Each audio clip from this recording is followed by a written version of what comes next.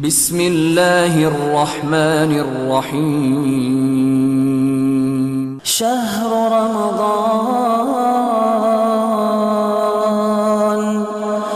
رمضان الذي انزل فيه القرآن۔ السلام علیکم ورحمۃ اللہ وبرکاتہ۔ ان الحمد للہ والصلاة والسلام علی رسول اللہ، اما بعد۔ معزز سامعین، آج انشاءاللہ آپ کے سامنے 20ویں پارے کا خلاصہ رکھا جائے گا۔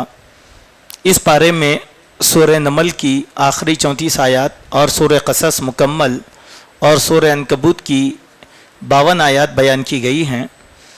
سورہ نمل کا کچھ حصہ کل ہم نے آپ کے سامنے بیان کیا تھا۔ آج اس کے آگے کی باتیں اور کچھ اہم آیات آپ کے سامنے رکھی جائیں گی۔ سورہ نمل کی آیت نمبر 80 میں اللہ سبحانہ و تعالیٰ نے اللہ کے نبی صلی اللہ علیہ وسلم کو خطاب فرمایا اور عقیدے کی ایک بنیادی بات اللہ سبحانہ و تعالیٰ نے سمجھائی ہے۔ اِنَّكَ لَا تُسْمِعُ الْمَوْتَ وَلَا تُسْمِعُ الصُّمَّ الدُّعَاءَ اِذَا وَلَّوْا مُدْبِرِينَ۔ اے نبی صلی اللہ علیہ وسلم، یقیناً آپ مردوں کو سنا نہیں سکتے اور گونگوں کو اپنی بات بتا نہیں سکتے، اندھوں کی رہنمائی نہیں کر سکتے، کیونکہ یہ لوگ دعوت حق سے منہ موڑ کر بھاگ رہے ہیں۔ آپ کی بات تو وہ لوگ سنتے ہیں جو ایمان لائے ہیں اور مسلمان ہوئے ہیں۔ یہ دو آیتوں میں بڑی بنیادی باتیں بیان کی گئی ہیں۔ اِنَّكَ لَا تُسْمِعُ الْمَوْتَ، پہلی بات تو یہ ہے کہ زندہ انسان مردوں کو سنا نہیں سکتا، اور مردوں میں یہ طاقت نہیں ہوتی کہ وہ زندوں کی باتوں کو سن سکے۔ اسی طریقے سے بہرا جو ہوتا ہے وہ آدمی ہماری کہی گئی باتوں کو سننے کی طاقت نہیں رکھ سکتا، اور اندھا جو ہے وہ دیکھنے کی طاقت نہیں رکھتا، کیونکہ یہ لوگ دعوت حق سے منہ موڑ چکے ہیں۔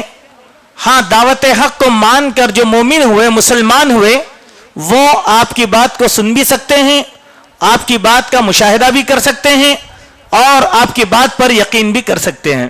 گویا یہاں پر ان دونوں آیتوں میں کافروں کو اندھے، بہرے اور گونگے سے تشبیہ دی گئی ہے، چونکہ ان کے سامنے اللہ کی توحید بیان کی جا رہی ہے، لیکن وہ اللہ کی توحید کا اقرار نہیں کرتے۔ اس ضمن میں 4 باتیں مفسرین نے بیان فرمائی ہیں کہ کافروں کو ہدایت پانے کی 4 ہی صورتیں ممکن ہیں، جن میں سے 2 سننے سے متعلق ہیں اور 2 مشاہدہ اور دیکھنے سے متعلق ہیں۔ پہلی بات جو کی گئی وہ یہ، صرف زندہ سن سکتا ہے، مردہ نہیں سن سکتا، کیونکہ ان کے دل مر چکے ہیں، لہذا اس طریقے سے انہیں ہدایت ممکن نہیں ہے۔ مردہ وہی جس کا دل بھی مردہ ہو گیا ہو، وہ بھی مردوں میں شمار۔ گویا کافروں کو مردے سے تشبیہ دی گئی۔ اور دوسری بات، سماعت رکھنے والا یعنی سننے کی طاقت رکھنے والا بات کو سن سکتا ہے لیکن بہرا نہیں سن سکتا۔ یہ لوگ چونکہ دل کے بہرے ہیں، لہذا ہدایت کی یہ صورت بھی ان لوگوں کے لیے ممکن نہیں۔ تیسری صورت یہ بتائی گئی کہ ایک آدمی ہو تو بہرا، مگر کم از کم وہ توجہ اگر دے سکتا ہے تو توجہ دے، اور بات کو سننے اور سمجھنے کی خواہش اگر رکھتا ہو، لیکن ان کا حال یہ ہے کہ وہ تو پیٹ پھیر کر بھاگ رہے ہیں، دیکھنا تک نہیں چاہتے، ٹہرنا تک نہیں چاہتے، سننا تک نہیں چاہتے، بلکہ بے چینی اور بے قراری ان کے پاس پائی جاتی ہے۔ چوتھی بات یہ ہے کہ ہدایت کا طالب اگر کچھ سن سکتا تو دیکھ کر بات سمجھ لے، اگر اسے کوئی اشارے سے راہ بتائے تو اس سیدھی راہ کی طرف آئے، یا کم از کم جو لوگ سیدھی راہ پر چل رہے ہیں انہیں دیکھ کر ہی ان کے پیچھے ہو۔ لیکن یہ کفار دل کے ایسے اندھے ہیں، یہ چلنا ہی نہیں چاہتے، عزم کر لیا انہوں نے کہ اس راستے پر ہم لوگوں کو چلنا نہیں ہے۔ تو یہاں پر اللہ کے نبی پر یہ بات صاف کر دی گئی ہے۔ اسی لیے میرے بھائیوں، ہر انسان کو چاہیے یا تو مشاہدہ کر کے ہدایت کو پالے، یا تو سنے اور اس پر غور کریں۔ اگر یہ بھی نہیں کریں تو کم از کم عمومی طور پر کوئی آدمی ہم سے راہ پوچھتا ہے تو ہم مصروف ہوتے ہیں تو اشارے سے بتا دیتے ہیں کہ سیدھا جائیے. کم سے کم اس اشارے کو بھی اگر سمجھ جائے تو اس کو ہدایت کا راستہ مل سکتا ہے. لیکن یہ تو ایسے ہیں کہ اشارہ بھی لینا نہیں چاہتے, تو پھر ایسے آدمی کو کون ہدایت دے سکتا ہے؟ ایک بات یہاں عقیدے کی بات سب سے بنیادی ہم زندوں کے لیے واضح ہو گئی کہ مردوں کو سنانا زندوں کا کام نہیں ہوتا. مردوں کو سنانا زندوں کا کام ہرگز نہیں ہوتا. اسی لیے مردوں کے آگے کوئی بات کہنا تو وہ باتیں بیکار ہو جائیں گی. اس کے بعد آیت نمبر 82 سے ہمارا گزر ہوا, جس میں اللہ سبحانہ و تعالی نے دابۃ الارض کا تذکرہ کیا ہے. جیسے اللہ سبحانہ و تعالی فرماتے ہیں وَإِذَا وَقَعَ الْقَوْلُ عَلَيْهِمْ أَخْرَجْنَا لَهُمْ دَابَّةً مِّنَ الْأَرْضِ تُكَلِّمُهُمْ أَنَّ النَّاسَ كَانُوا بِآيَاتِنَا لَا يُوقِنُونَ. کہ اللہ سبحانہ و تعالی اپنی دلیل اور حجت کو پورا کرنے کے لیے زمین سے ایک ایسے جانور کو پیدا کرے گا جو لوگوں سے گفتگو کرے گا. یہ ان لوگوں کے لیے نشانی ہے جو ہماری بات پر یقین نہیں رکھتے. جانور پیدا ہوگا ایک دابۃ الارض جس کو کہا جاتا ہے. دابۃ الارض کا لوگ دجال کے بارے میں بحث کرتے ہیں, حضرت عیسیٰ کے بارے میں بحث کرتے ہیں, اور یاجوج اور ماجوج کے بارے میں بحث کرتے ہیں, لیکن دابۃ الارض کے بارے میں گفتگو نہیں کرتے چونکہ لوگوں میں ابھی اتنا شعور نہیں آیا. قیامت کی بڑی نشانیوں میں سے ایک نشانی زمین سے چوپائے کا نکلنا ہے, اور اللہ تعالیٰ کہتے ہیں یہ دابۃ الارض ہم اسی لیے پیدا کریں گے تاکہ ہماری قدرت پر یقین نہ رکھنے والوں کو ایک معجزہ مل جائے کہ جو وعدہ ہم نے کیا تھا اس وعدے کو ہم پورا کرنے والے ہیں. دابۃ الارض کس کس کو کہا جاتا ہے؟ اس کی تحقیق تفسیر میں یوں کی گئی ہے کہ ہر وہ جانور جو عام رفتار سے ہلکی رفتار چلتا ہو اس کو دابہ کہا گیا ہے. ہلکی چال چلنے والا, خواہ وہ پیٹ کے بل چلے یا پھر 2 ٹانگوں کے بل چلے یا 4 پیروں کے بل چلے, لیکن آہستہ چال چلنے والوں کو دابۃ الارض دابہ کہا گیا. اور یہ دابہ کا لفظ دیمک کے لیے بھی اللہ تعالیٰ نے قرآن مجید میں سلیمان علیہ السلام کے قصے میں بیان فرمایا ہے. جو حضرت سلیمان علیہ السلام کی لاٹھی کو چاٹ رہی تھی, جب وہ چاٹ لی اور حضرت سلیمان زمین پر گر گئے تب جنات کو معلوم ہوا کہ حضرت سلیمان کا انتقال ہوا. وہاں دیمک کے لیے دابہ کا لفظ استعمال کیا گیا. گویا ہلکی چال چلنے والا جانور اللہ تعالیٰ زمین سے پیدا کریں گے. اس دن میں کچھ احادیث بیان کی گئی ہیں, کچھ صحیح احادیث بھی ہیں اور بہت سی ضعیف اور موضوع احادیث بھی ضمن بیان کی گئی ہے. لیکن جو صحیح احادیث ہیں اس کو ہم آپ کے سامنے رکھتے ہیں. پہلی حدیث جو مسلم شریف میں آئی, حضرت ابو ہریرہ رضی اللہ عنہ بیان فرماتے ہیں کہ رسول اللہ صلی اللہ علیہ وسلم نے فرمایا 3 باتیں ظاہر ہو جائیں تو اس وقت کسی کو ایمان لانے کا کوئی فائدہ حاصل نہیں ہوگا الا یہ کہ وہ پہلے سے ایمان لا چکا ہو اور نیک اعمال کرتا رہا ہو. ایک سورج کا مغرب سے غروب اور طلوع ہونا, اور دوسرے دجال کا نکلنا, اور تیسرا دابۃ الارض کا نکلنا. سورج کا مغرب سے طلوع ہونا یہ ایک بڑی نشانیوں میں سے ایک نشانی, اور دوسری نشانی دجال کا آنا, اور تیسری نشانی ایک جانور کا پیدا ہونا. یہ نشانیاں اگر واضح ہو جائیں تو قرب قیامت کا تم انتظار کرو, قیامت سے پہلے یہ بڑی نشانیاں واضح ہوں گی.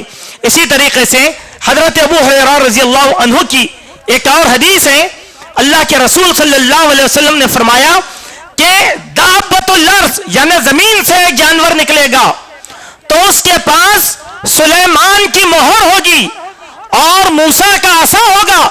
پھر وہ موسیٰ علیہ السلام کے عصا سے مومن کے منہ پر لکیر کھینچ دے گا جس سے وہ چمک اٹھے گا, اور کافر کی ناک پر سلیمان کی انگوٹھی سے مہر لگا دے گا, یہاں تک کہ سب لوگ ایک خوان پر جمع ہو جائیں گے تو وہ کہے گا یہ مومن ہے اور یہ کافر ہے, یعنی مومن اور کافر ممتاز ہو جائیں گے. یہ حدیث ترمذی شریف میں آئی. ایسے ہی ایک حدیث بیان کی گئی ہے کہ صفا کی پہاڑی پھٹے گی اور اس پہاڑی میں سے ایک جانور نکلے گا جو لوگوں سے باتیں کرے گا.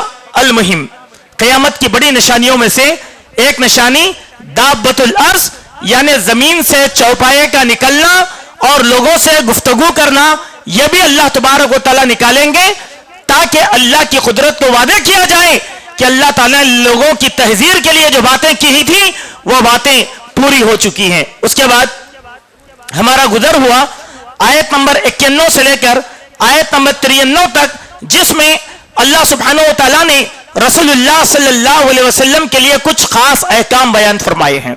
کہا انما امرت ان اعبد رب هذه البلدة الذي حرمها، اے لوگوں سن لو، یقیناً مجھے حکم دیا گیا ہے کہ میں عبادت کروں اس اللہ رب العزت کی جس نے اس شہر کی حرمت کو برقرار رکھا ہے اور ساری چیزیں اسی کے لیے ہے. وہ امرت ان اکون من المسلمین، اور مجھے اس بات کا حکم دیا گیا ہے کہ میں اس کا خالص فرما بردار بن جاؤں. سبحان اللہ. اللہ کے نبی کے لیے بعض احکام، یہاں پر دو احکام آ گئے، پہلا عبادت سے متعلق اور دوسرا اطاعت اور فرمانبرداری سے متعلق. اور تیسرا حکم وَأَنْ أَتْلُوَ الْقُرْآنَ، اور یہ کہ مجھے حکم دیا گیا کہ میں قرآن کو پابندی کے ساتھ تلاوت کرتا رہوں. فَمَنِ اهْتَدَىٰ فَإِنَّمَا يَهْتَدِي لِنَفْسِهِ، جو ہدایت حاصل کرتا ہے تو اس کی ہدایت کا فائدہ اسی کو ہوگا. وَمَنْ ضَلَّ فَإِنَّمَا أَنَا مِنَ الْمُنذَرِينَ، اور اگر کوئی گمراہ ہو گیا میرا کام تو ڈرانا ہے اور میں لوگوں کو اللہ کے عذاب سے ڈراتا ہوں. اور پھر فرمایا وَقُلِ الْحَمْدُ لِلَّهِ، اے نبی آپ کہہ دیجئے کہ ساری تعریفیں اس اللہ تبارک و تعالیٰ کے لیے ہیں جس نے اپنی نشانیوں کو واضح فرمایا، اور اللہ تبارک و تعالیٰ اپنی تخلیقات سے مطلق طور پر غافل نہیں ہے. موٹی موٹی باتیں یہاں پر 4 قسم کی آئی. پہلی بات یہ کہ عبادت اس اللہ کی جائے جس نے حرم مکہ کی حرمت کو برقرار رکھا، یعنی خالص عبادت اللہ کی ہو. دوسری بات یہ بیان کی گئی کہ میں مسلمان بن جاؤں. معنی کیا ہے؟ کیا نبی مسلمان نہیں تھے؟ اس کے معنی وہ نہیں ہے، بلکہ میں خالص اللہ سبحانہ و تعالیٰ کا فرما بردار بن جاؤں. مسلمان کے معنی کیا ہے؟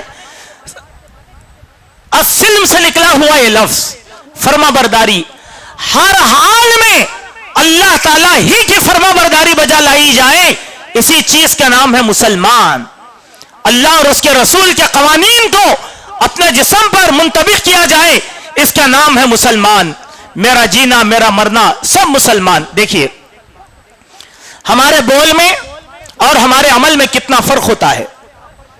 ایک دعا ہم لوگ پڑھتے ہیں، عموماً یہ دعا قربانی کے وقت ہم پڑھتے ہیں مگر دعا میں غور نہیں کرتے. کیا کہتا ہے انسان اللہ تبارک و تعالیٰ سے؟ اپنی مسلمانیت کا اظہار کرتا ہے. کہا انی وجہت وجہی للذی فطر السماوات والارض حنیفا وما انا من المشرکین، میں اپنی پوری توجہ اس اللہ تبارک و تعالیٰ کی طرف کر لیتا ہوں اور میں شرک نہیں کرتا.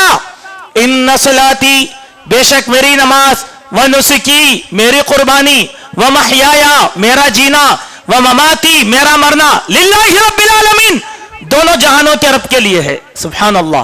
یہ ہے مسلمانیت. میرا جینا میرا مرنا میری قربانی میری ساری عبادتیں ایک اللہ تبارک و تعالیٰ کے لیے ہونا، اسی چیز کا نام ہے مسلمان. لیکن یہ کیسے مسلمان ہیں جو ایک طرف اللہ کے لیے بھی جھکتے ہیں، دوسری طرف غیر اللہ کے لیے بھی سجدہ کرتے ہیں. ایک طرف اللہ کے لیے بھی باادب ہیں، دوسرا غیر اللہ کے لیے بھی باادب ہیں. ایک طرف اللہ کے نام کی بھی قربانی ہو رہی ہے اور ایک طرف غیر اللہ کے نام پہ بھی قربانی ہو رہی ہے. کیا یہ مسلمانیت کی دلیل؟ یہی بات اللہ کے نبی سمجھاتے ہیں کہ مجھے حکم دیا گیا ہے کہ میں خالص اطاعت و فرما برداری اللہ سبحانہ و تعالیٰ کی کروں. اللہ کے بندو، ذرا ہم یہ بات پر غور کریں کہ ہم میں کے کتنے لوگ ایسے ہیں جو آج مسلمان کا دعویٰ کرتے ہوئے اللہ کے حکم کے خلاف چلتے ہیں. ایک تو شرک کرتے ہی ہیں اور دوسرا سود کو حلال کر کے اللہ تبارک و تعالیٰ کے خلاف اعلان جنگ کر رہے ہیں، حرام کھا رہے ہیں. ہماری زندگیوں میں قدم قدم پر اللہ اور اس کے رسول کے خلاف بغاوت ہے، اور پھر ہم کھڑ گئے مسلمان. نام سے مسلمان رکھنے سے کچھ بھی نہیں ہوتا میرے بھائی. لاکھ کہہ لو، یہ اللہ تبارک و تعالیٰ کے علم میں ہے کہ ہم میں کا کون مسلمان ہے اور کون مسلمان نہیں ہے. اللہ تعالیٰ بار بار آزماتا تھا صحابہ کرام کو، اور ان کو آزمانے کا نتیجہ بھی بتاتا تھا تاکہ تم میں کے سچے اور جھوٹوں کو پرکھا جائے. سبحان اللہ و بحمدہ. نبیوں کو آزمایا گیا، صحابہ کو آزمایا گیا، صدیقین کو. کیوں؟ تاکہ ان کی ایمان کی کسوٹی کا جو پیمانہ ہے اس پیمانے کو جانا جائے. اسی لیے میرے بھائی ہم صرف اللہ اور اس کے رسول کی اطاعت کریں، یہی مسلمانیت ہے. تیسری بات، وَأَنْ أَتْلُوَ الْقُرْآنَ، پابندی کے ساتھ قرآن کو پڑھنا چاہیے. سبحان اللہ. رمضان آیا، قرآن کی سماعت ہو گئی. رمضان آیا، قرآن مکمل ہو گیا. رمضان آیا، شبینے مکمل ہو گئے. رمضان گیا، قرآن بھی چلا گیا. یہ مسلمان کی زندگی نہیں ہے. ہم نے پہلے درس میں بھی بتایا تھا، روز تلاوت کرنے والے کے درمیان اللہ تبارک و تعالیٰ حوصلہ افزائی فرماتے ہیں. کافروں کا ڈر ہمارے دلوں سے نکال لیتے ہیں. کب؟ روز اگر تلاوت قرآن کی جائے. اللہ سبحانہ و تعالیٰ نے ارشاد فرمایا کہ اے نبی صلی اللہ علیہ وسلم، جب آپ قرآن مجید کی تلاوت کرتے ہیں، جعلنا بینک و بینہ حجابا مستورا، ہم آپ کے اور کافروں کے درمیان ایک پردہ ڈال دیتے ہیں. وہ کافر آپ کو کوئی بھی نقصان نہیں پہنچا سکتے. اس کے معنی کیا ہے کہ آج مسلمانوں کے دلوں میں اگر اغیار کا خوف ہے، غیروں کا ڈر ہے، تو اس کا مطلب یہ ہے کہ ہم قرآن کے پابند نہیں ہیں، تلاوت قرآن کے پابند نہیں ہیں. تھوڑا سا ہی روزانہ پڑھے، ہمارے دلوں میں صرف اللہ کا ڈر آ جائے گا. کسی بھی کافر کا روب اور دبدبہ ہمارے دل میں ہرگز نہیں رہے گا. یہ تلاوت قرآن مجید کی سب سے بڑی برکت ہے، اور اللہ کی تعریف ہم ہمیشہ بیان کرتے رہیں. یہاں پر سورہ قصص مکمل ہوئی، اس کی اہم آیتیں، سورہ نمل مکمل ہوئی اور اس کی اہم آیتیں ہم نے آپ کے سامنے رکھا. اس کے بعد سورہ قصص کا آغاز ہوتا ہے. اس سورت میں اللہ تعالیٰ نے انبیاء اور مرسلین کے بہت سے واقعات بیان فرمائے ہیں. آیت نمبر 1 سے لے کر 47 تک رسول اللہ صلی اللہ علیہ وسلم کو مخاطب کر کے حضرت موسیٰ کا مکمل واقعہ اللہ تعالیٰ نے بیان فرمایا، جس میں حضرت موسیٰ کا بچپن، ان کی والدہ بہن اور حضرت موسیٰ کی جوانی اور ان سے ہونے والے واقعے قتل کا تذکرہ، اور حضرت موسیٰ کی ہجرت اور حضرت شعیب کی خدمت اور حضرت موسیٰ کا نکاح، نبوت کا عطا کیا جانا، یہ ساری تفصیلات اللہ تبارک و تعالیٰ نے ان 47 آیات کے اندر بیان فرمائی ہے. یہاں پر حضرت موسیٰ کی 2 دعائیں خاص طور پر اللہ تبارک و تعالیٰ نے بیان کیا کہ جب حضرت موسیٰ نے قبطی کو نصیحتاً ایک مارا اور وہ قبطی مر گیا، تو اس وقت حضرت موسیٰ اللہ تبارک و تعالیٰ سے رجوع ہوئے اور کہنے لگے، رب انی ظلمت نفسی فاغفر لی، اے میرے رب میں نے اپنے نفس پر ظلم کیا ہے، تو مجھے معاف فرما، تو میری بخشش فرما. یہاں ہم ایک لمحے کے لیے رکیں گے میرے دوستوں. اس دعا میں دیکھیں نبی اپنے سے ہونے والی زیادتی کا اقرار بھی کر رہا ہے اور اللہ تبارک و تعالیٰ کے سامنے مغفرت کی دعا بھی کر رہا ہے. تو کیا ہم لوگ نبی سے بڑھ کے ہو گئے کہ نہ ہم اپنا ظلم قبول کرنے تیار ہیں اور نہ اللہ تبارک و تعالیٰ سے بخشش طلب کرنے کے لیے تیار ہے. اسی طریقے سے حضرت موسیٰ علیہ السلام ایک سایہ دار درخت کی چھاؤں میں آرام کرنے لگے تو انہوں نے اللہ سے دعا کیا، رب انک لما انزلت الی من خیر فقیر، اے میرے پروردگار تو جو کچھ بھلائی میری طرف اتارا ہے میں اس کا محتاج ہوں، تو مجھ کو بھلائی ہی بھلائی عطا فرما. سبحان اللہ. بھلائی کی دعا حضرت موسیٰ اپنے لیے طلب کر رہے ہیں. حضرت موسیٰ اپنے لیے بھلائی کی دعا طلب کر رہے ہیں. اس سے یہ بات ہم کو معلوم ہوتی ہے کہ بحیثیت امتی ہونے کے ہم لوگوں کو بھی اللہ تعالیٰ سے ہمیشہ بھلائی طلب کرنا چاہیے. وہ دعائیں جو انبیاء اور مرسلین نے کی ہیں ان دعاؤں کو ہم پابندی سے کرتے رہیں. اللہ تبارک و تعالیٰ انشاءاللہ ہمارے حالات کی بھی اصلاح فرما دے گا. اس کے بعد ہمارا گزر ہوا سورہ قصص کی آیت نمبر 52 سے، آیت نمبر 52 جس میں اللہ سبحانہ و تعالیٰ نے اہل ایمان کی تعریف بیان فرمایا ہے. الذین آتیناہم الکتاب किताब मिन क़ब्लिही हुम बिही युमिनून, हमने तुमसे पहले जिन लोगों को किताब दी थी वो उस किताब पर ईमान लाने वाले थे। वइज़ा युतला अलैहिम क़ालू आमन्ना बिही, जब उनके सामने वो आयतें तिलावत की जाती तो कहते कि हम इन आयतों पर ईमान लेकर आए। इन्नहुल हक़्क़ु मिन रब्बिना, यकीनन ये हक है हमारे रब की जानिब से। इन्ना कुन्ना मिन क़ब्लिही मुस्लिमीन, हम तो इससे पहले ही फरमाबरदार बन चुके थे। उलाइका युतूना अजरहुम, ये वो लोग हैं जिनको हम अजर अता फरमाते हैं, मर्रतैन, दो दो मर्तबा दोहरा अजर, बिमा सबरू, उनके सबर की वजह से, वयदरऊन बिल हसनति सय्यिआ, वो नेकी से बुराई को दूर करते हैं, व मिम्मा रज़क़नाहुम युनफ़िक़ून, और हम जो उनको अता करते हैं उसमें से वो खर्च करते हैं। वइज़ा समिउल लग़वा अरज़ू अन्हु, जब वो फजूल बेहुदा और लगो किस्म की बात को सुनते हैं तो उससे एराज करते हैं। क़ालू वक़ालू लना आमालुना वलकुम आमालुकुम, और कहते हैं हमारे लिए हमारे अमाल हैं, तुम्हारे लिए तुम्हारे अमाल हैं। सलामुन अलैकुम, तुम पर अल्लाह की सलामती हो। ला नब्तगिल जाहिलीन, हम जाहिलों के मुंह को नहीं लगते। सुभान अल्लाह, अहले ईमान की यह सिफात बयान की गई है। अहले ईमान की यह सिफात, कुरान पढ़ते हैं ईमान मजबूत होता है, कुरान पढ़ते हैं हक का इकरार कर लेते हैं और अल्लाह तबारक व तआला की तारीफ बयान करते हैं, तो अल्लाह ताला ऐसे लोगों को दोहरे दर्जे का अजर अता फरमाता है। इसीलिए मेरे भाई, बार बार कहा गया, हमारे ईमान को जिला बख्शने वाली, हमारे ईमान को परवान चढ़ाने वाली जो चीज है वो तिलावत कुरान मजीद है। इससे अपने घरों को मुज़य्यन करो। और दूसरी नसीहत यहाँ पर बयान की गई है, बुराई का जवाब बुराई से नहीं दिया जाएगा, बल्कि बुराई का जवाब अच्छाई से दिया जाएगा। अगर किसी ने मुझको गाली दी, गाली का जवाब गाली नहीं होता, जैसा कि आज हमारा वतीरा बन गया। हम अपने बच्चों को सिखाते हैं कि फलां ने गाली दी, हम कहते हैं कि तुम खामोश क्यों बैठे, तुम भी गाली दे कर आओ। अगर वो एक गाली दे तो तुम दो गाली दे कर आओ। हम सब्र नहीं करते, बल्कि हम बुराई का जवाब बुराई से देना चाहते हैं। एक बात याद रखिए कि ईंट का जवाब पत्थर से नहीं हो सकता, ईंट का जवाब सब्र से दिया जाएगा, सब्र से दिया जाएगा। अल्लाह के प्यारे नबी सल्लल्लाहु अलैहि वसल्लम को यही तालीम दी गई और यह समझाया गया कि लगो और फुरूई बातों से अहले ईमान को दूर रहना चाहिए।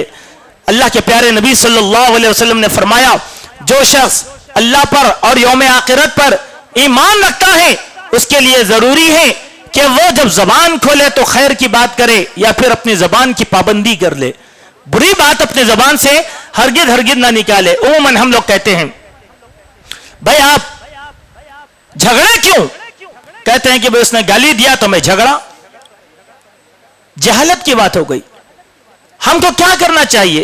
पिछले सूरह फुरकान में आया, वइज़ा ख़ातबहुमुल जाहिलून क़ालू सलामा, जाहिलों से अगर पाला पड़ जाए तो कह दे कि सलाम सलाम, खैरियत खैरियत, उससे बढ़ के और कोई बात हरगिज हरगिज नहीं की जाएगी। उसके बाद अल्लाह सुब्हानहू व तआला ने आयत नंबर 70 में अल्लाह सुब्हानहू व तआला ने अपनी तारीफ के अल्फाज को बयान फरमाया। अल्लाह ने अपनी तारीफ बयान फरमाई, वहुवल्लाहु ला इलाहा इल्ला हुवा, वही अल्लाह तबारक व तआला है, कोई माबूद नहीं है सिवाय उसके। लहुल हम्द फिल ऊला वल आखिरा, पहले भी अव्वल भी उसकी तारीफ है, आखिर भी उसकी तारीफ है। वलहुल हुक्म व इलैहि तुरजाऊन, और हुक्म उसी का चलेगा और हमको लौट कर उसकी तरफ जाना है। अव्वल अल्लाह की तारीफ, आखिर अल्लाह की तारीफ। सुभान अल्लाह। मेरे दोस्तों, अल्लाह तबारक व तआला की तारीफ का तस्करा मोमिन के साथ कैसा जुड़ा हुआ है? हमारी जिंदगी का कोई अमल ऐसा नहीं है जिसमें हम अल्लाह की तारीफ या अल्लाह का जिक्र ना करते हों। चाहे नमाज पढ़ें, चाहे आम जिंदगी में रहें, खाना खाते वक्त हम अल्लाह की तारीफ करते हैं, खाना खाने के बाद अल्लाह की तारीफ करते हैं, बैतुल खला जाते वक्त अल्लाह की तारीफ करते हैं, बैतुल खला से बाहर निकले अल्लाह की तारीफ करते हैं, मशरूबात पीते हैं तो अल्लाह की तारीफ करते हैं, मुलाकात करते हैं तो अल्लाह ताला की तारीफ करते हैं, जुदा होते हैं तो अल्लाह ताला की तारीफ करते हैं, किसी के मेहमान बनते हैं तो अल्लाह की तारीफ करते हैं। सुभान अल्लाह, यह मोमिन की जबान है जो अल्लाह की तारीफ से लबरेज होती है। जिस जबान पर अल्लाह की तारीफ हो اس زبان سے غیر اللہ کی تعریف کے الفاظ کبھی نہیں نکالے جا سکتے. اسی لیے اللہ کے پیارے نبی صلی اللہ علیہ وسلم نے ہم کو جو دعائیں سکھائی ان دعاؤں میں ایک دعا یہ کلمتان حبیبتان الی الرحمن، دو کلمے رحمان کو بہت پسند ہیں، خفیفتان علی اللسان، زبان پر بڑے آسان ہیں، لیکن ثقیلتان فی المیزان، قیامت کے دن ترازو کو بھاری کرنے والے یہ دو الفاظ ہیں. وہ کیا ہے؟ اللہ کی تعریف کے.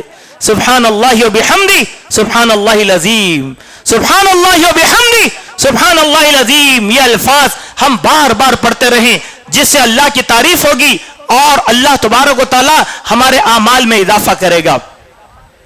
مسجدوں میں فرشتوں کا آنا جانا ہوتا ہے. جب فرشتے اللہ کے حضور میں جاتے ہیں تو اللہ تعالیٰ فرشتوں سے پوچھتے ہیں جب تم گئے تو میرے بندے کیا کر رہے تھے اور جب تم آ رہے تھے تو میرے بندے کیا کر رہے تھے.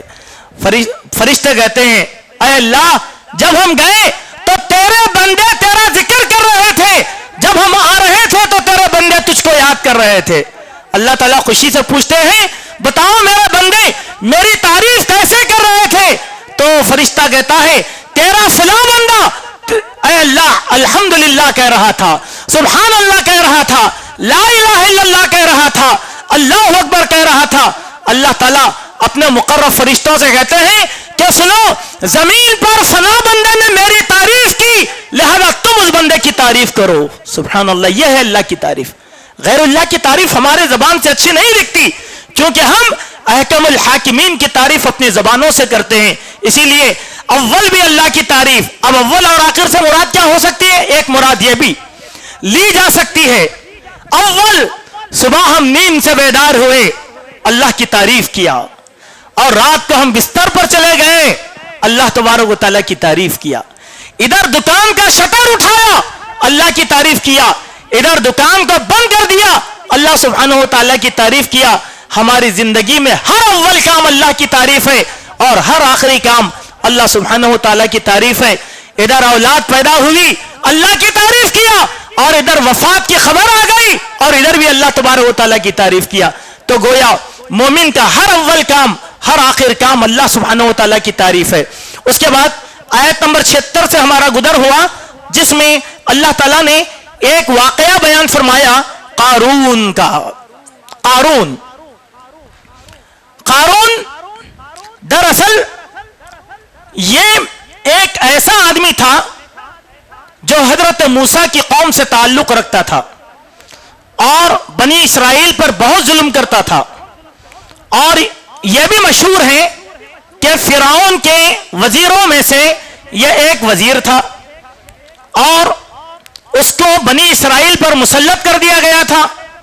اللہ تعالیٰ نے اس آدمی کو بہت مال عطا کیا تھا اور اس کے مال کی اس کے خزانوں کی کنجیوں کو 40 اونٹ اٹھا کر لے جاتے تھے. اتنا خزانہ اللہ تبارک و تعالیٰ نے اس کو عطا کیا. لیکن وہ بڑا گھمنڈی تھا. اس کی قوم نے غرور اور تکبر سے بعد رہنے کو کہا کیونکہ یہ اللہ کو ناپسند ہے. تو اس نے کہا کہ یہ سب چیزیں اللہ نے عطا نہیں کیا بلکہ یہ میرے علم کا کمال ہے، یہ میرے علم کا کمال ہے، لہذا میں نے جو ہے اس چیز کو اپنی محنت سے حاصل کیا ہے. چنانچہ اس قارون کو اللہ تبارک و تعالیٰ نے تا قیامت داستان عبرت بنا دیا اور دنیا کے سارے متکبر گھمنڈی اور مالداروں کے لیے قارون کی مثال کو قرآن مجید میں اللہ تعالیٰ نے نقش کر کے رکھ دیا کہ ہر ایسا آدمی اس کو بار بار پڑھتا رہے اور جو ہے اس سے نصیحت حاصل کرتا رہے. لیکن کیا ہوا؟ وہ اپنے محلوں کے ساتھ برباد کر دیا گیا، اپنے خزانوں کے ساتھ برباد کر دیا گیا. نہ اس کا مال اس کو کام آیا اور نہ اس کے خزانے اس کو کام آئے. اس کے بعد ہمارا گزر ہوا آیت نمبر 88 سے. اس آیت میں اللہ سبحانہ و تعالیٰ نے یہ بات بیان فرمایا کہ ہر چیز کو فنا ہے. وَلَا تَدْعُ مَعَ اللَّهِ إِلَٰهًا آخر، کہ اللہ کے ساتھ کسی معبود کو شریک نہ کرو. لا الہ الا ہوا، نہیں ہے کوئی معبود سوائے اس کے. کل شیء ہالک الا وجہہ، ہر چیز کو فنا ہے سوائے اللہ تبارک و تعالیٰ کی ذات کے. لہ الحکم والیہ ترجعون، اسی کا حکم ہے اور ہم سب کو لوٹ کر اسی کی طرف جانا ہے. معنی کیا ہے؟ جتنی مخلوقات ہیں وہ سب فنا ہونے والی ہے, کوئی مخلوق بچنے والی نہیں ہے. مخلوق میں چاہے وہ مخلوق نور کی پیدا کی گئی ہو, یعنی ملائکہ, ان کا بھی انت اللہ تعالیٰ کرے گا. چاہے وہ شیاطین اور جن آگ سے پیدا کی گئی مخلوق ہو, ان کا بھی خاتمہ اللہ تعالیٰ کرے گا. اور مٹی سے پیدا کی جانے والی ساری مخلوقات کو اللہ تبارک و تعالیٰ فنا کر دے گا, حتیٰ کہ موت کو بھی اللہ تبارک و تعالیٰ موت عطا کر دے گا. باقی رہنے والی ذات کون سی ہے؟ اللہ سبحانہ و تعالیٰ کی. سوائے اللہ کے سب فنا ہو جائیں گے. اس کے معنی کیا ہے؟ کہ عقیدہ اتنا ہی رکھ لینا کہ صرف اللہ کی ذات حی ہے اور یہی مانتے چلنا, اس میں عقیدہ سمجھایا گیا. عبادت کرو اس اللہ سبحانہ و تعالیٰ کی جو ہمیشہ زندہ رہنے والی ذات ہے اور جو ذات کبھی فنا ہونے والی نہیں ہوتی. سبحان اللہ, یہ چیز ہے. اللہ کی توحید بیان کی گئی. پہلی آیت کے پہلے فقرے میں کہا گیا وَلَا تَدْعُ مَعَ اللَّهِ إِلَٰهًا آخر. الہ کس کو کہتے ہیں؟ اگر بندہ الہ کی تفسیر کو سمجھنے کی کوشش کرے گا تو اس کو شرک آسانی سے سمجھ میں. الہ کے معنی کیا ہے؟ قرآن میں اللہ تعالیٰ نے اپنی ذات کے علاوہ دوسرا جو الفاظ بیان کیا ہے وہ دو. ایک تو اللہ, دوسرا اللہ کے علاوہ رب, اور تیسرا الہ. اب رب اور الہ کا فرق کیا ہے ہم اس کو سمجھیں. رب کوئی بھی ہو سکتا ہے. ہمارے دکان کا مالک, کمپنی کا مالک جو روٹی دیتا ہے, روزی دیتا ہے, تنخواہ دیتا ہے, وہ بھی رب ہوا. اسی طریقے سے اگر کوئی یہ ذاتی گھر ہے میرا تو اس کے مالک کو کہا جاتا ہے رب البیت, اس گھر کا مالک ہے. ٹھیک ہے. رب کی جمع آتی ہے ارباب. رب کی جمع ارباب. حضرت یوسف نے کیا کہا تھا؟ ارباب متفرقون خیر ام اللہ الواحد القہار. کیا مختلف معبود تمہارے لیے بہتر ہیں؟ علم کی دیوی اور دولت کی دیوی, خوبصورتی کی دیوی اور رنجشوں کی دیوی, یہ سب بہتر ہیں یا پھر ایک اللہ وحدہ لا شریک بہتر ہے جس کی قدرت میں ساری چیزیں موجود ہیں؟ وہاں رب سے ارباب, غیر اللہ کے لیے لفظ استعمال کیا جاتا ہے. اللہ نے تفریق کر کے بتایا وہ معبود یا ایک اللہ بہتر ہے. ایک. دوسرا الہ. الہ کے معنی کیا ہے؟ الہ کے معنی ہیں ایسا لائق تقدس و احترام معبود جس کی بندگی کی جائے اور اس کا خوف دل میں بٹھایا جائے. سبحان اللہ. الہ کی جمع بھی آ گئی. الہ کی جمع بھی ہے, یعنی کئی معبود, ایک معبود. کیوں؟ آدمی اگر ڈرتا ہے کس سے؟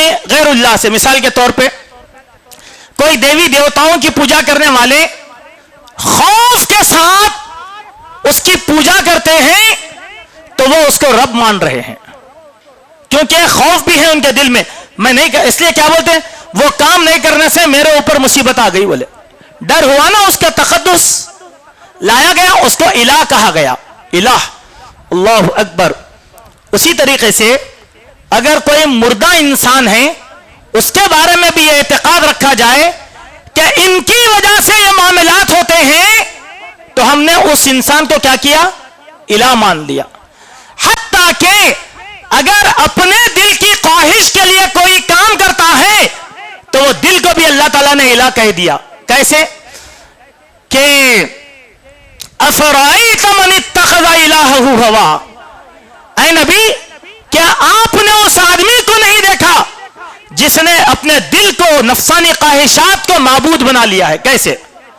میرا دل کہہ رہا ہے کہ میں کروں. کہہ رہا ہے کون؟ دل. سنے کس کی؟ دل کی. ہم جملہ کہتے ہیں میرے دل کو خوشی ہوئی. سبحان اللہ. خوشی کس کو ہوئی؟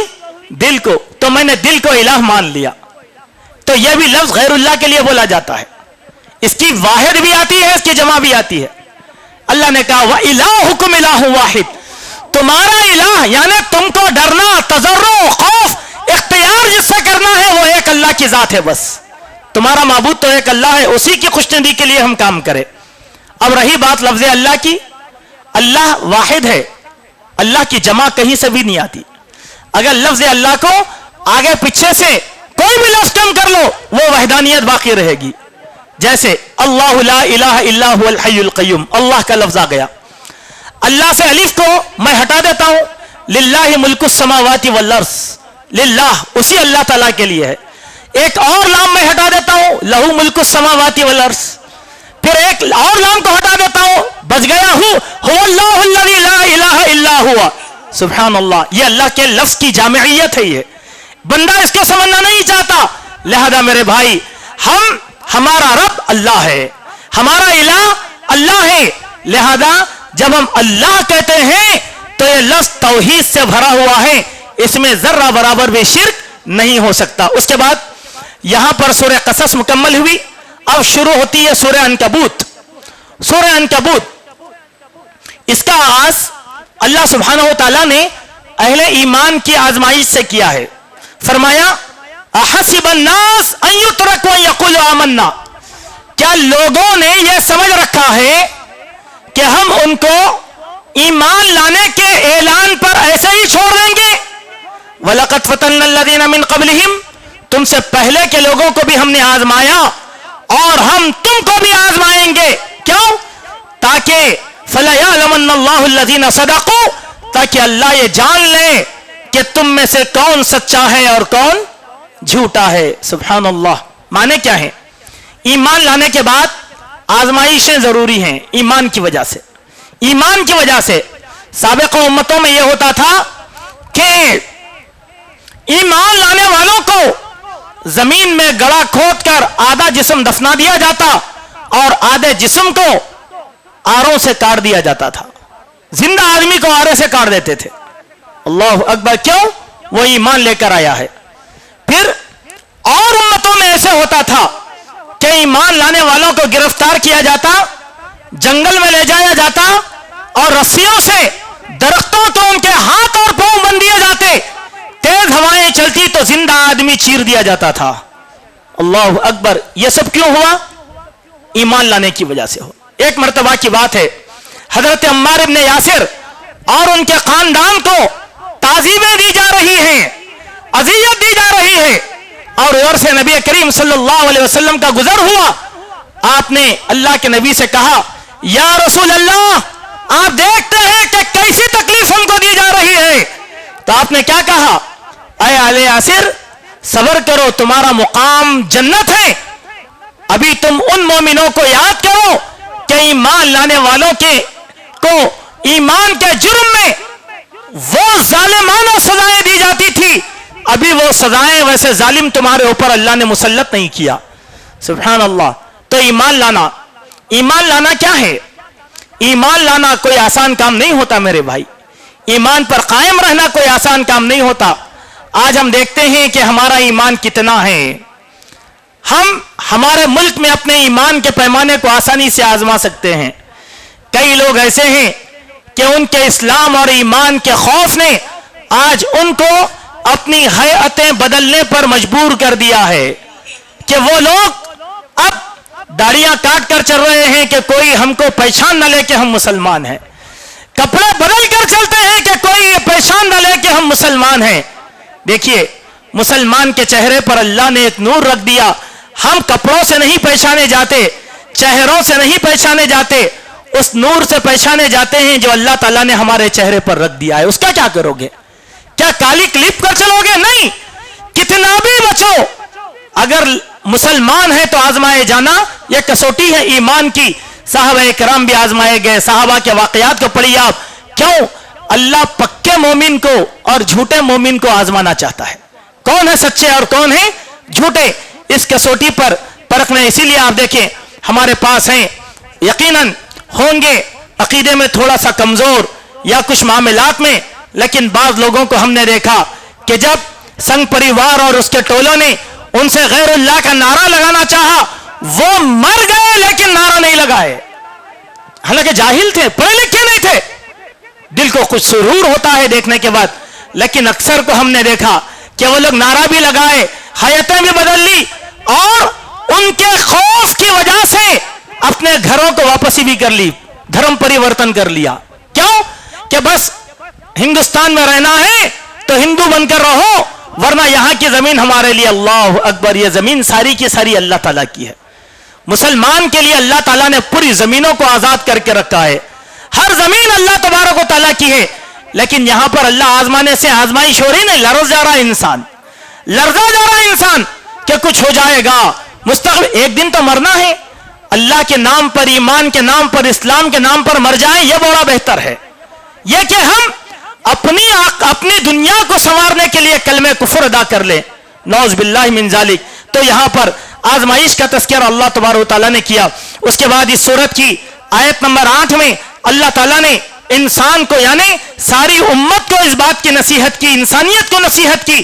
وَوَصَّيْنَا الْإِنسَانَ بِوَالِدَيْهِ حُسْنًا, ہم نے انسان کو اس بات کی نصیحت کی کہ وہ اپنے والدین کے ساتھ حسن سلوک کرے. وَإِن جَاهَدَاكَ لِتُشْرِكَ بِي مَا لَيْسَ لَكَ بِهِ عِلْمٍ, لا علمی کے عالم میں اگر والدین شرک کرنے پر مجبور کریں, فَلَا تُطِعْهُمَا, ان کی وہ بات نہیں مانی جائے گی. إِلَيَّ مَرْجِعُكُمْ فَأُنَبِّئُكُم مَا كُنتُمْ تَعْمَلُونَ, دیکھو لوٹ کر تم کو میری طرف آنا ہے اور حساب اور کتاب تم کو مجھے دینا ہے. مانے کیا ہے؟ والدین کی ہر بات مانی جائے گی سوائے شرک کے, سوائے شرک کے. نہیں ماں, میں یہ بات نہیں مان سکتا, میں یہ بات نہیں مان سکتا. ان کی خدمت کرنا, چاہے وہ دیندار ہوں, چاہے وہ دیندار نہ ہوں, چاہے وہ مسلمان ہوں, چاہے وہ مسلمان نہ ہوں, کافر ہو, ایسی صورت میں بھی والدین کے ساتھ اچھا سلوک کرنے کا اللہ تعالیٰ نے حکم دیا. اب والدین اگر بعض وقت ہوتا ہمارے بعض بچوں کے ساتھ ایموشنل بلیک میل کرتے, والدین کھانا کھانا چھوڑ دیتے, پانی پینا چھوڑ دیتے, کوئی بات نہیں ہے, صحابہ بھی کرے. شرک کی خاطر وہ بات نہیں مانیں گے, وہ بھی نرمی کے ساتھ. نہیں ابا میں یہ بات نہیں مان سکتا آپ کی, نہیں امی میں یہ بات نہیں مان سکتا, ہم سمجھائیں گے, لیکن ان کی بات ایسا نہیں. کیا ہو رہے تم, ایسا نہیں, ایسا نہیں. بعض ہمارے نادان بچے ہیں اور جو ابھی ابھی دیندار بنے, ان لوگوں کا رویہ اپنے والدین کے ساتھ بہت غلط ہے, اور وہ اپنی زبانوں سے بھی کہتے ہیں. اور بعض ایسے بدنصیبوں کو بھی ہم نے دیکھا اپنے اسی ماحول کے اندر کہ ان کے والدین مسلمان تھے لیکن صحیح دین پر نہیں تھے, وہ مر گئے. تو بعض ایسی ناخلف اولاد ہے کہ ان کے جنازوں میں تک شریک نہیں ہوئی.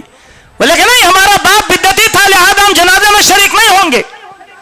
بعض جاہل ایسے وہ کہتے ہیں کہ اگر ہمارا باپ بھی بدعتی رہے اور مر جائے گا تو ہم جنازے میں نہیں جائیں گے. میرے دوست, تمہارا باپ مسلمان تو تھا, تم کیا فیصلہ کرنے والے ہیں؟ کیا تمہارا باپ ابراہیم کے والد کی طرح مشرک تو نہیں تھا نا, بتوں کی پوجا کرنے والا تو نہیں تھا نا؟ یہ سختی کہاں سے آ گئی؟ یہی کہا اللہ تعالیٰ نے, یہی کہا اللہ تعالیٰ نے, یہی کہ اپنے والدین کے ساتھ حسن سلوک کرو. ہمارے مزاجوں کی سختی لوگوں کو ہمارے طریقے سے برگشتہ کر رہی ہے, صحیح دین سے برگشتہ کر رہی ہے. آپ کس کو دین کی دعوت دیں گے؟ وہ کہے گا کہ بابا جاؤ پہلے, تمہارے والدین تمہارے اخلاق سے متاثر نہیں ہے, تم کیا ہم کو صحیح دین بتانے کے لیے آئے ہو؟ نعوذ باللہ.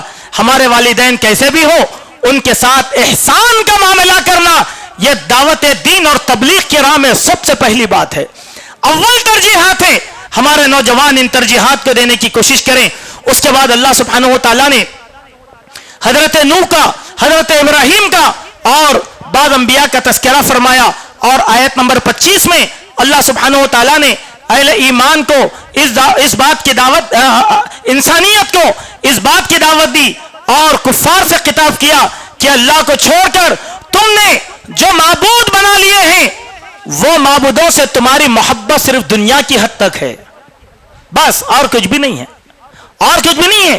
یہ لات, یہ عزا, یہ منات, یہ یغوث, یہ یعوق, یہ نصر, جس پر تم اپنی جان فریفتہ کرنا چاہتے ہو, یہ محبت تمہاری صرف دنیا کی حد تک محبت ہے. وقال انما اتخذتم من دون الله اوثانا مودة بينكم في الحياة الدنيا ثم يوم القيامة يكفر بعضكم ببعض. یہ محبت دنیا تک ہے, آخرت میں کیا ہوگا؟ تم ایک دوسرے کا انکار کرنے والے بن جاؤ گے. میں اس کو نہیں پہچانتا, یہ مجھے نہیں پہچانتا, نہ میں اس معبود کو جانتا ہوں نہ وہ معبود مجھے جانتا، اور پھر ایک دوسرے پر تم لعنت کرنے والے بن جاؤ گے، وَيَلْعَنُ بَعْضُكُمْ بَعْضًا، ایک دوسرے پر لعنت کرنے والے بن جاؤ گے، وَمَأْوَاكُمُ النَّارُ، تمہارا ٹھکانہ جہنم ہوگا، وَمَا لَكُم مِّن نَاصِرِينَ، اور تم کو کوئی معاون اور مددگار بھی نہیں ملا۔ مانے کیا ہے میرے بھائی؟ اس کو سمجھیں، چاہے غیر اللہ مورتیوں کی شکل میں ہو، ناموں کی شکل میں ہو، مردوں کی قبروں کی شکل میں ہو، ان سے جو ہم محبت کر رہے ہیں وہ دنیا کی محبت ہے۔ آخرت میں کیا ہوگا؟ نہ وہ ہمیں پہچانیں گے نہ ہم ان کو پہچانیں گے، وہ ہم پر لعنت کریں گے ہم ان پر لعنت کریں گے، ایک دوسرے سے اپنا دامن چھڑانے کی کوشش کریں گے۔ اسی لیے بہتر ہے کہ ہماری محبت اللہ کے ساتھ خالص ہو جائے۔ اللہ نے فرمایا والذین آمنوا اشد حبا للہ، اہل ایمان تو وہ ہیں جن کی محبت اللہ تبارک و تعالیٰ سے سب سے زیادہ سخت ہے۔ آخری آیت آج کے اس درس کی بڑی بہترین آیت ہے ان لوگوں کے لیے جو سمجھ رکھتے ہوں۔ مثل الذین اتخذوا من دون اللہ اولیاء کمثل العنکبوت، عنکبوت کہتے ہیں مکڑی کے جالے کو، مکڑی کو عنکبوت کہا جاتا ہے، مکڑی کو، مکڑی یہی جو جالے ڈالتی ہے ہمارے گھروں میں، وہی مکڑی۔ اللہ نے کہا تم اللہ کو چھوڑ کر جن لوگوں کو کارساز بنا چکے ہو، معبود بنا چکے ہو، اولیاء بنا چکے ہو، دوست بنا چکے ہو، ان کی مثال اس مکڑی کی طرح ہے، ان کی مثال اس مکڑی کی طرح ہے جس نے اتخذت بیتن، بڑی جد و جہد کر کے اپنے گھر کو بنایا، وَإِنَّ أَوْهَنَ الْبُيُوتِ لَبَيْتُ الْعَنكَبُوتِ، اور یہ جان لو کہ سب سے گھروں میں سب سے کمزور گھر مکڑی کا گھر ہے۔ اللہ اکبر، کتنی پیاری بات ہے۔ دیکھیے یہ تم جو معبودان باطل کی پرستش کر رہے ہو، جن کو اپنا دوست بنا چکے ہو، جن پر بھروسہ کر رہے ہو، یہ تمہاری جد و جہد مکڑی کے گھر کی طرح ہے۔ مانے کیا وہ گھر مضبوط ہے؟ نہیں، جیسے مکڑی کا گھر کمزور ہے ویسا تمہارا عقیدہ بھی کمزور ہے ان لوگوں کے اوپر۔ مانے کیا ہے؟ ان کو چھوڑو، اللہ کی طرف آؤ، اس اللہ کی جانب سے بنایا جانے والے گھر میں استحکام ہے۔ یہ چند باتیں تھیں جس کو ہم نے آج کے خلاصے کے طور پر آپ کے سامنے رکھا۔ توحید کی بہت سی باتیں اللہ تعالیٰ نے یہاں ہمارے سامنے واضح کیا ہے۔ اللہ تعالیٰ سے دعا ہے اللہ تعالیٰ ہمارے دلوں میں تقویٰ عطا فرمائے، ہمیں توحید کا فہم عطا فرمائے، بدعات، شرک اور خرافات سے اللہ تعالیٰ ہمارے دامن کو پاک فرمائے۔ اللہ جب تک زندہ رکھے اسلام پر رکھے، جب ہمارا خاتمہ ہو ایمان پر ہو۔ اقول قولی ھذا استغفر اللہ من کل ذنب واتوب الیک، سبحانک اللہم ربنا وبحمدک، اشہد ان لا الہ الا انت استغفرک واتوب الیک۔